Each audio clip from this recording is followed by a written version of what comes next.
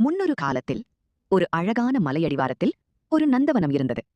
அதன் நுழைவாயிலில் ஒரு ஞானம் நிறைந்த பெரியவர் அமைதியாக அமர்ந்திருந்தார். ஒரு நாள் ஒரு வழிப்போக்கன் அங்கு வந்து கேட்டான், ஐயா, இந்த ஊர் மக்கள் எப்படி? நான் இங்கே குடியேறலாமா? பெரியவர் சிரித்து கேட்டார், தம்பி, நீ இருந்த ஊர் மக்கள் எப்படி இருந்தார்கள்? அவன் முகம் சுளித்துக் கொண்டு சொன்னான், அவர்கள் எல்லாம் பொறாமை, சண்டை, நல்லவர்கள் இல்லை. பெரியவர் மெதுவாக தலையசைத்தார். அப்படியானால் இங்கும் அதே மாதிரி மனிதர்களைத்தான் நீ சந்திப்பாய். அவன் ஏமாற்றத்துடன் அங்கிருந்து சென்றான். சில நேரம் கழித்து மற்றொரு இளைஞன் அங்கே வந்தான். அவனும் அதே கேள்வியை கேட்டான், ஐயா, இந்த ஊர் மக்கள் எப்படி? பெரியவர் மீண்டும் கேட்டார், நீ இருந்த ஊர் மக்கள் எப்படி? இளைஞன் புன்னகையுடன் சொன்னான், அவர்கள் மிகவும் அன்பானவர்கள், ஒருவருக்கொருவர் உதவி செய்வார்கள், அவர்களை விட்டு போகவே மனமில்லை.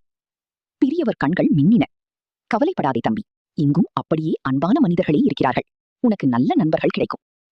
அருகில் இருந்த அவர் மனைவி ஆச்சரியப்பட்டார். பின் கேட்டார், ஒரே ஊரை பற்றி ஏன் இருவருக்கும் வேறுபட்ட பதில்? பெரியவர் சிரித்தார், உலகம் ஒரு கண்ணாடி மாதிரி, நம்ம உள்ளத்தில் என்ன இருக்கிறதோ அதையே நாம வெளியே பார்க்கிறோம். ஏன், உன் மனசு எப்படி இருக்கிறதோ உன் உலகமும் அப்படித்தான் இருக்கும்.